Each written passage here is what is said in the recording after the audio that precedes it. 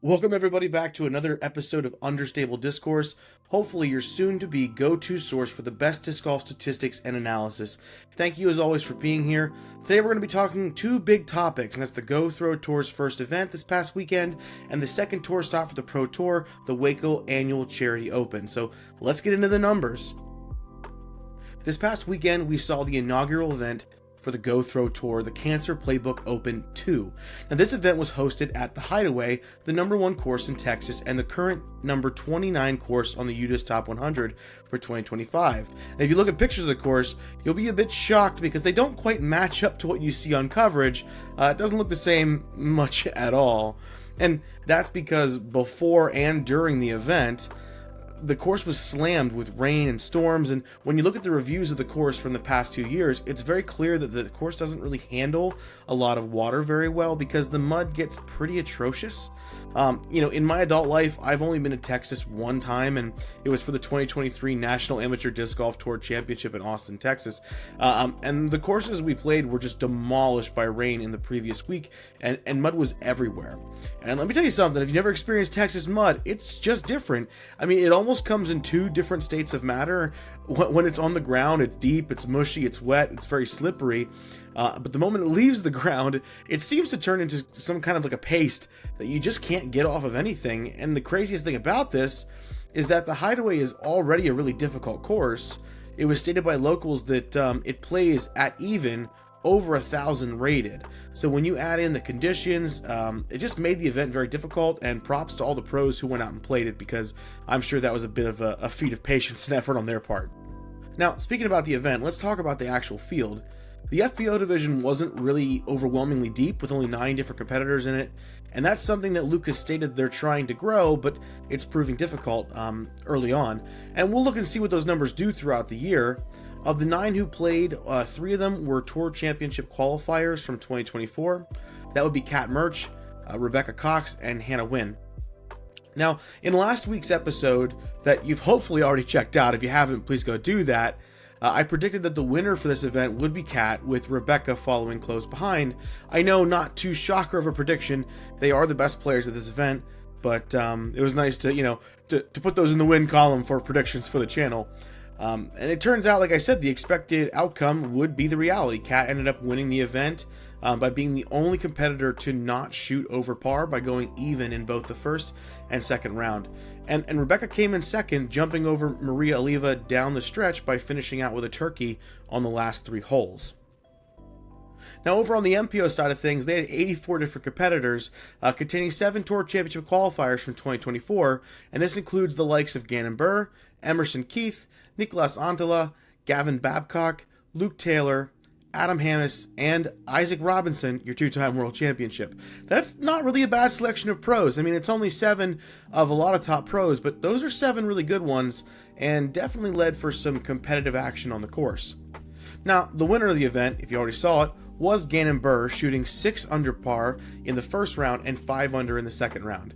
Now, during the second round of the event, there was quite a bit of movement, and it got pretty tight, because on hole 10, there was actually a 3-way tie for the lead between Gannon, Emerson, and Raven Newsom. Now, Emerson is a legit contender for this course because it's practically his home course, saying that he only lives about 10 minutes from it, and he does have the current course record. By hole 13, however, Gannon reopened his lead amongst the field, and he kept it. He kept it very consistent, he held on to the lead, and he took the win. And Emerson ended up in second place, good for him, and Raven took third. I gotta say, watching them play in these conditions, those are extremely solid finishes because they couldn't get footing anywhere. I was really worried we were going to see someone get injured. I mean, the real fun joke about the day, though, was that even though it was rainy, muddy, cloudy, and miserable, when they approached the putts to finish the actual event on hole 18, that's when the sun decided to come out.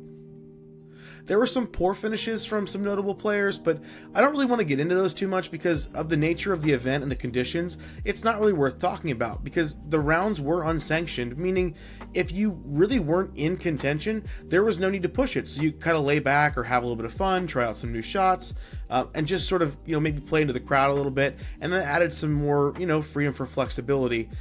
Also, with it not being sanctioned, it gave them the ability to focus a bit more on the weather delays. They were able to adjust pin locations last minute to avoid for dangerous greens with the mud, and help maintain safety for everybody. So having it be unsanctioned, quite interesting to see how that played out, but it looked like it actually worked out pretty well for all involved.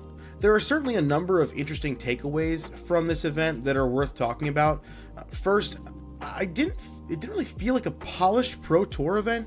It kind of came off more of like a festival type vibe, and Luke Humphries has said himself that that's kind of what they're going for, that they're going to be kind of like a vibes tour. And as we know, the Go Throw Tour is a points tour accumulating in for a championship event at the end of the season. And the point system is actually pretty aggressive, allowing everyone to be competitive. And Luke has come out and said on a live as he prepared for Waco that right now, with the current number of people who are attending the events, that most players who show up, play, and can get to that cash level probably will have a good chance of making the Tour Championship. However, if they start to see their numbers increase, then these points are really going to matter. And there's different ways you can earn points on the Go Throw Tour. One of the most obvious is obviously with the finishes that you have. For those finishing in first, they're going to see 1,000 points going their way, and just attending the event and completing the rounds will get you 150 points for finishing. But they also have points for playing in the events themselves, because as Luke said himself, they want to reward people who show the willingness to invest in this new product they're trying to put out.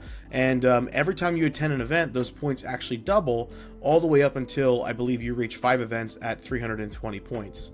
Another really unique way they're doing points are with the tagging of social media posts with the hashtag of GoThrow. So you can earn points, not that many obviously, but if you do it for every single event, it adds up to somewhere around the amount of points you get for finishing an event, which can be a real differentiator. And they're also issuing points for the hot round, for eagles that you card in the round, and aces with every race ace up to your third, giving you more and more points. Another big point to talk about with this event is how UDisc is covering their live scoring. And, we aren't getting any live stats, which is unfortunate, but they are talking about that being something that could be in the works for down the road. Something extremely interesting, though, is that players are getting UDisc assigned ratings for these rounds. So now we have a really good chance to kind of compare them to PDGA ratings and see how accurate they are. According to several sources, UDisc ratings are relatively convertible provided they're over 150, because after they go below the 150 mark, the fall off is kind of, it's a little bit more extreme, but over 150, generally you can take your UDisc rating, multiply it by 2, and then add 500. And looking at the ratings that provided that way, they match up really well with the PDGA ratings on that course for previous events from previous years, and they kind of fall in line with about 3 to 7 ratings points in either direction. So they seem pretty accurate, and this is a trend that we're going to be tracking throughout the year to see if that continues to be the case.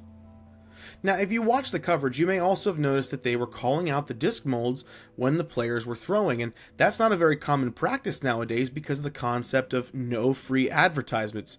At first, I thought this was kind of just a preference thing and maybe something they were doing just for fans, and it very well might be, but Luke, on his interview with Smashbox, he kind of indicated that this might be intentional because perhaps this might be a very convenient way for them to get manufacturers to buy into the tour, because their discs are going to be put on more of a forefront display, and we'll talk about that more specifically in a minute. Personally, I think this first event was about as successful as it could be considering all the conditions, and I think this would be a good one to attract pros to play in because Waco is a very well-known and common course, so I think it's going to be easier for them to get pros to trade that extra day or so of practice to try to win some cash. And speaking of the cash, while payouts themselves haven't really been posted or published, it's estimated by those at the event that Gannon won about $2,100 for this win. Now, those of you who remember the launch of the Go Throw Tour, they were talking about some pretty big money, and $2,100 as a winner doesn't really sound like the amount of money that we were anticipating. So the question that we have to ask ourselves with this is that enough money to draw pros in later this season? I mean, maybe they weren't published to not create the appearance that the payouts were low, but how are they going to get manufacturers to buy into these events and be okay with their guys and gals attending? Because that's a big deal, especially with Look at the conditions this past weekend. If you were a manufacturer, how would you feel if one of your top players went out and got injured? But with little things like announcing the different discs on the throws, as different players get access to being on the lead card or even the chase card coverage, it presents an opportunity for those discs to be called out, and maybe those players get a level of support they aren't used to having. So I think that's one way they're trying to get the manufacturers to buy in, which, I think is a good idea. But no matter what they're highlighting or how many times they say what disc Gannon was throwing, I'm pretty sure the people at Discmania were kind of cringing every single time they saw Gannon's knee and ankle twist in the mud out there.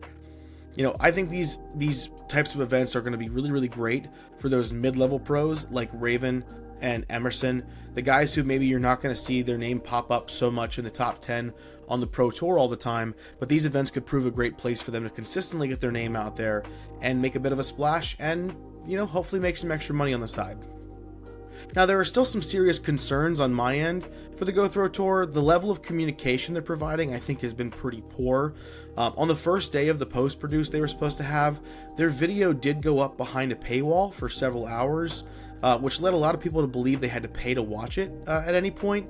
And it turns out that this model is something that they have frequently used for early access viewers to get, some VIP style perks. And personally, I think it's a great idea because it helps pour some money into what they're trying to do, and supporting disc golf and the growth of disc golf is always a good thing. But the issue I have is not really telling anyone that's what you're going to do before you do it. It's not really the consumer's job to know everything and for them to know this is a model that you've used before. I think we have to be more upfront with people, because there's an assumption that can be made here by some people that they intentionally didn't say anything so that when you logged in and saw that you had to pay $5 to view it, that you would feel more pressure to do it in the moment because you weren't told ahead of time. And the worry is if you tell people ahead of time, they just would never log in and never check out the video until after that 3 or 4 hour mark is. And Luke has come out and said that they're going to work around that, and they're going to maybe look at adjusting how long they leave up that members early access. So we'll see what that does throughout the rest of the year for them. They also didn't provide very clear reminders that the event was coming up, or any real good indication of where to follow scoring. I follow a lot of social media for disc golf. I listen to a lot of podcasts for disc golf, and I just feel like I never really saw tons and tons of posts or marketing or anything that said, hey, here comes the first event of the weekend. In fact, sometimes it kind of feels like they've only really been promoting the event that's going on at Eagles Crossing, the one that has the gigantic payout associated with it. And hopefully as the year goes on, we're going to get more posts that kind of lead people there. Once again, I think they're kind of relying on people just paying attention and knowing, which is really, really great for some of us, but not great for everybody.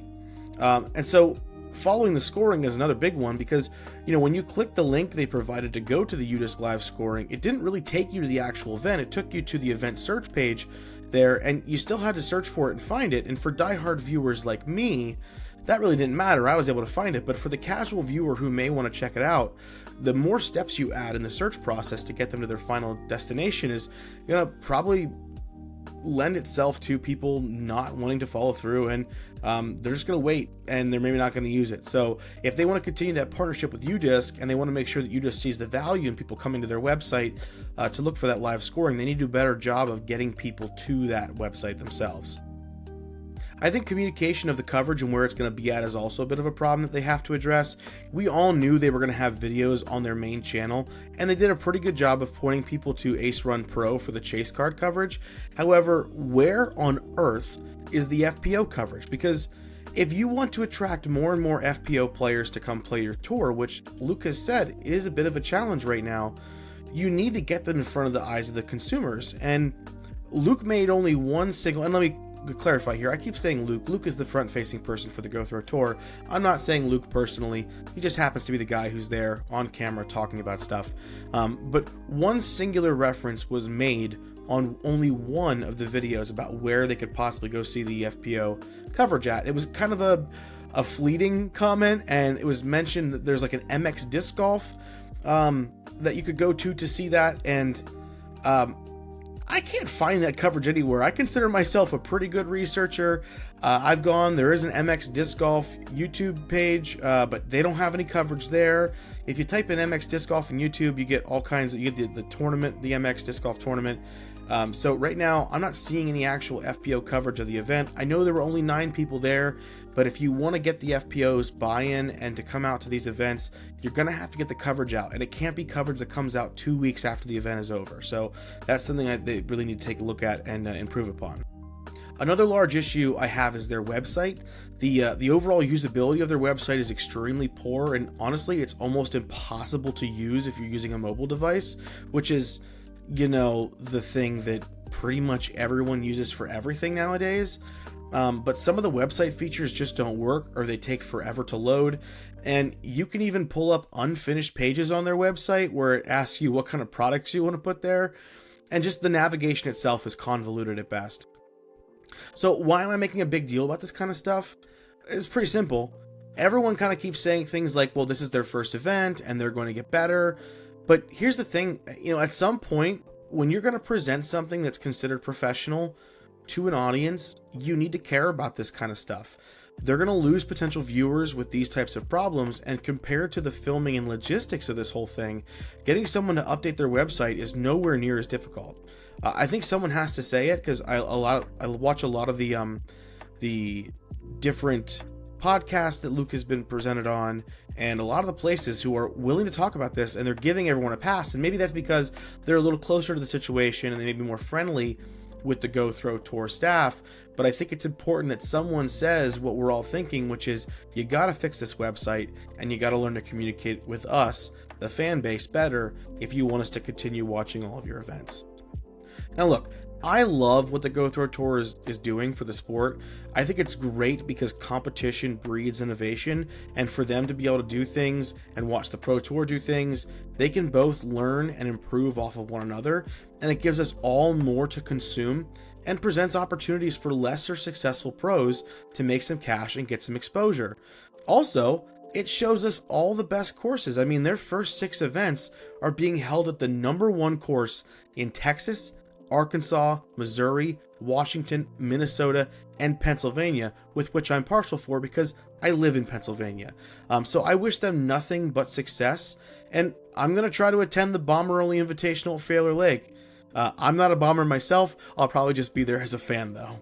Now, I know. We need to talk about Waco still, so let's move on and let's talk about the Waco Annual Charity Open. Established in 2003, the Beast, as it's been come to known, has seen some redesigns over the years, but it runs along the Brazos River and tends to be really, really windy when you're out in the open. One of the things that's unique about the course, though, is kind of how it's broken up into 3 holes in the open to start, and then you have 9 holes in the woods, and then you have 6 more holes that are kind of in the open to finish. So you get kind of a half and half feel for what kind of disc golf is required. And when you're in the woods, they're pretty thick and that wind dies down pretty fast. So it's a very interesting dichotomy between the first group of 3 holes, the middle 9, and the back 6. I would also venture to say it's probably one of the most well-known courses on tour. And last year, it was the shortest course on the MPO circuit and averaged around 4.5 strokes under par, making it one of the top 5 easiest courses the MPO played all year. But for the FPO, it was the second shortest course on tour and averaged just 2 strokes over par, putting it in the top 10 easiest courses that they play as well. And these things put together, I think they make for a very fast-paced and adrenaline-filled event that I know we're all very, very excited for. Now, I mentioned redesigns, and there have been a few changes this year focusing on more the back half of the course. It was lengthened by about 200 and 250 feet with a single par stroke added for both the FPO and the MPO. And you may also notice that this year it's only a 3-day event, and it's all going to be at the Beast. Lake Waco was used last year, but it's not going to be used this year, which is a bit of a divisive opinion. You got some pros who feel like having Lake Waco there adds to the complexity of the skills required to be successful at the Waco Annual Charity Open, because you have the shorter, more technical, easy course with the Beast, and you've got the long bomber-style course with Lake Waco. You've got other pros saying that the Beast is just a very, very iconic course and that we should just be playing there. However, it's not really the case that the Pro Tour had any choice in the matter, because it sounds like, based on a couple sources, that Lake Waco, the golf course, and the owners there did not want disc golf on their property this year. So it was not going to be a place the Pro Tour was even going to be able to go to. Now, the biggest change on the course is the complete removal of an experimental hole from last year and the return of a standard hole that we've come to expect every year at Waco. They removed the new hole 16 that they put in last year. It's the one where they had to throw kind of a blind hyzer over the water to a small green. It's the hole that a lot of pros really hated last year. Because when it comes to reception, I think I've only heard universal support of them removing that hole. And it's being replaced by the old hole 15, which is that long par 3 that kind of runs along the road, with the road on the left, fence on the right, and those power boxes about 2/3 of the way down the fairway. But the only big difference is that hole has now been turned into a par 4, and the power box area has been made OB. An additional change was made to the hole 16 that we're used to seeing. The typical landing area for most drives was narrowed to kind of a bottleneck, making it much smaller and harder to hit. And this hole is occasionally eagled, so this is going to kind of force those looking to go big, the big arms, to make a decision as to whether they want to lay up short or get rewarded for going long. But outside these changes, there isn't anything else, and the course should really be muscle memory at this point for most of the pros who are using it. Now, when you dive into the specific segments of the course, for the MPO, the opening stretch of 1 to 3 holes comes into mind. They're all really exposed to the winds coming off the Brazos River, but they aren't particularly difficult holes, and they average usually half a stroke under par, each of them. They set up a really good opportunity for players to get off to a hot start for the event, and I think if you look at the best rounds that are going to be carded for the day, you're going to see them including at least 2 of the 3 birdies that are in this opening stretch. But the next significant batch of holes is, down the stretch of the course, and I'm talking about holes 13 through 16, which is statistically the easiest part of the entire course. Holes 13 and 16 average birdie rates around 75%.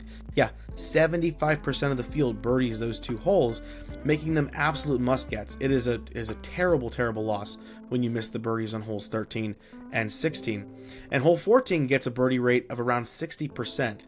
Now, the new add to this group is hole 15, because stereotypically, it's not a very often birdied hole. In fact, in 2022 and 2023, the last 2 years that it was on this course for the event, if you combine all 6 rounds of those events, there were only 6 total birdies that were carded amongst the entire field. But here's the thing, that's when it was a par 3. This year, it's a par 4, and a lot of the teeth of the hole is kind of gone now. So I expect this to change from a hole that's very rarely ever birdied to fit really well amongst that 13 through 16 group of the easiest stretch of the course. I would expect to see a lot of 4 birdies in a row right here by the top scorecards. The final challenge of the course is obviously going to be holes 17 and 18, and both of these have historically found themselves in the top 3 or 4 hardest holes of the course for each round played here. And allow me to clarify, when I say hardest, it may not mean the most technical or the longest or even the most heavily bogeyed. It means, compared to par, these were the toughest for the field overall. Now, in the future, we'll be looking at holes and how the top group compares to the rest of the field, so stay tuned for that, because I think it's important to say that the entire field may play this way on this particular hole, but if we took, let's say, the top 25 players and looked how they play the hole, the statistics may show a bit of a different story, and we'll be digging into that later this year in different episodes. But both 17 and 18 give up a decent number of birdies. However, they each have 2-stroke swing potentials, and hole 18 is a very difficult finishing hole depending on the prevailing wind, because if it's a headwind, going for the green is nothing short of terrifying. If you aren't sure about that, go watch Ezra and Goose's most recent practice round video on Goose's channel and watch 2 of the most talented arms and throwing talents really struggle to get across the water into a prevailing headwind on hole 18.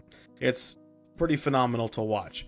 If it's a tailwind, it comes down to understanding kind of how the overstability of your disc works, and then if it's a crosswind, yuck. I don't want anything to do with that. That tee shot frightens me, and props to them for going over the water from that tee pad. For the FPO, though, they do have a very similar opening stretch, with the only real difference kind of being hole 1, which plays a little bit harder for the FPO than it does the MPO, probably because a number of the FPO players may not have the power to kind of go over the top with a big bombing hyzer like a lot of the MPO players are able to do. But I'm going to affectionately refer to the middle of the course as the blender. One of the keys to Waco is consistency, And the reason that a lot of the MPO scores are very consistent from year to year and kind of easy to predict is really a testament to their consistency as a group on the course. And that really isn't something that the FPO field has fully achieved yet. So when you get into the woods at the Beast, it becomes incredibly unpredictable for the FPO field. In round 1 last year, holes 10, 13, 14, and 15 combined to play 0.94 strokes under par. And in the very next round at the same course, those 4 holes combined to play 1.15 strokes over par.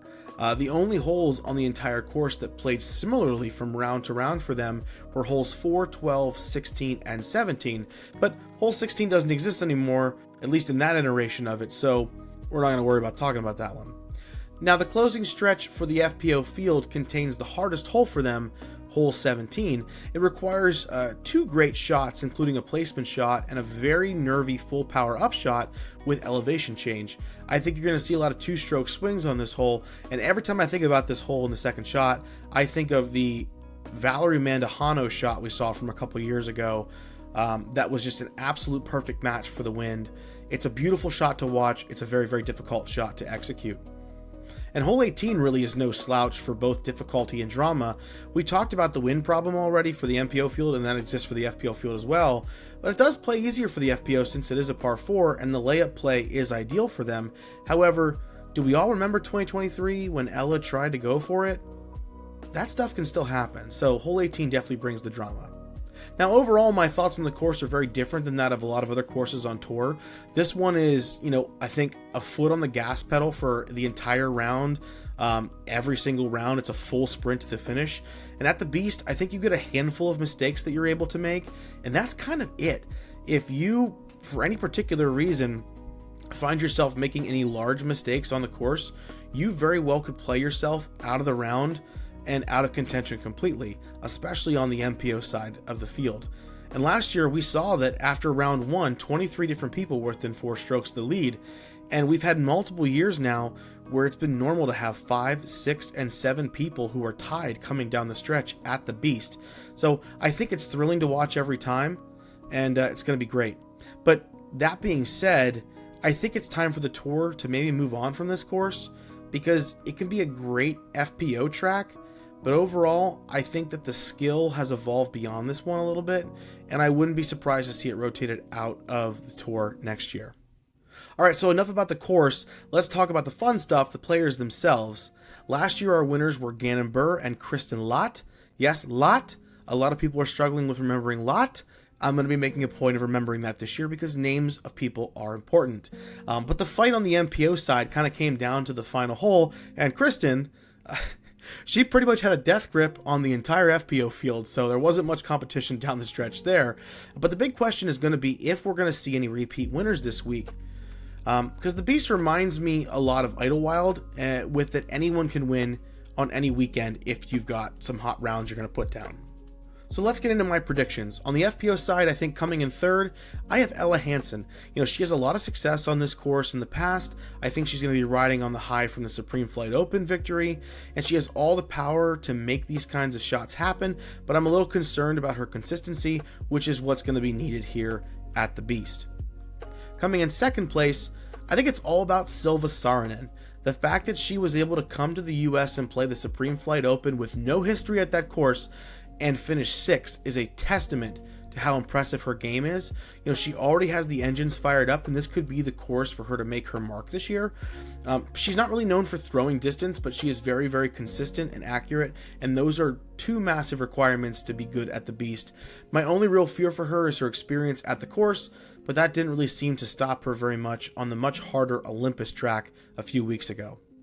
But coming in first place, surprise, surprise, let's say it all together, Kristen Lott. Was there even really a doubt with the pick that I was going to make here? Because, she's played this event 3 times in her career, and she's gone 2nd, 1st, and 1st. I think she's going to make this a three-peat. From what we're seeing out of her recently, her game is looking phenomenal. And personally, I think she's back this year to remind us that she should be feared every time she steps onto the tee pad. And this is the first step in that process. I'm predicting a winning score of 18 down for the FPO field. Jumping over to the MPO field, I've got third place going to the Paul McBeth. The man with the perfect round returns to Waco, which I know the course is definitely different than it was when he made that run, but we saw shimmers a couple weeks ago of the old Paul at Olympus, and I want to ask the question, is he back to make a big push this year? Is he going to get that victory that he missed out on last season? But if there was an event for him to step up, I think this could very well be the one, because if that putt is on, look out, Waco. Second place for me, I'm going to Ezra Robinson.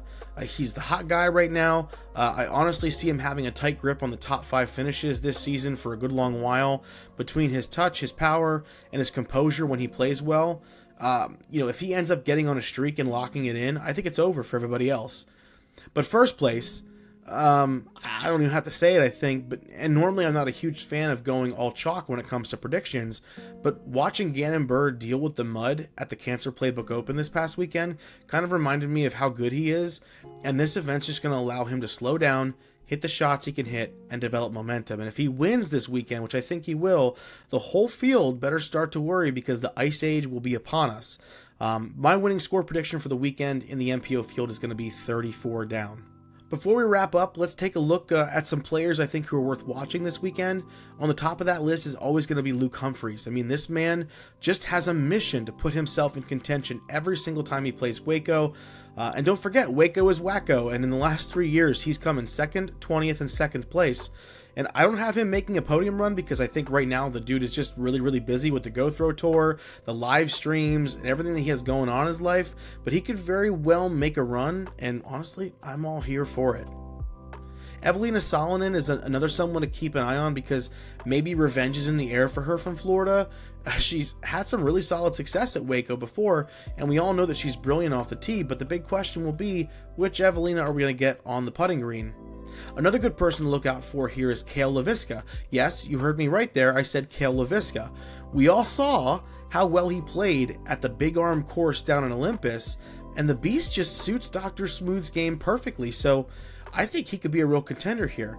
But you know who else this course really, really suits the game of? How about this list?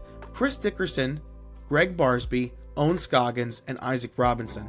All 4 of these pros are very commonly known for being masters of cutting up the fairways, hitting downtown putts, and overall consistency when they get it going. I wouldn't be surprised to see any or all of them make a splash at the event and go and grab some podiums. My final thoughts on Waco are pretty straightforward. I think it's a sprint. It's going to be wild and crazy. It's a course that may not be on the tour for much longer, but it's going to be fast, and as much as I like my picks, I would love to see a first-time winner come out this weekend and get it done. Who do you think is going to win? Who's going to have success on the beast this weekend? I'd love for you to let me know down in the comments who you think your picks are going to be in both the MPO and the FPO field. Well, that does it for this week's episode of Understable Discourse. I appreciate each and every one of you sticking it out and diving into the details with me. Make sure you tune in next week as we wrap up the Waco results and take a hard look at the next stop of the tour, which is in the Texas swing, which is the Open at Austin. Make sure to subscribe to the channel, because it is the best way that you can support our efforts, and let us know in the comments what it is that you want to talk about in the future. Thank you so much. Until then, have a great week, and I will see you next time.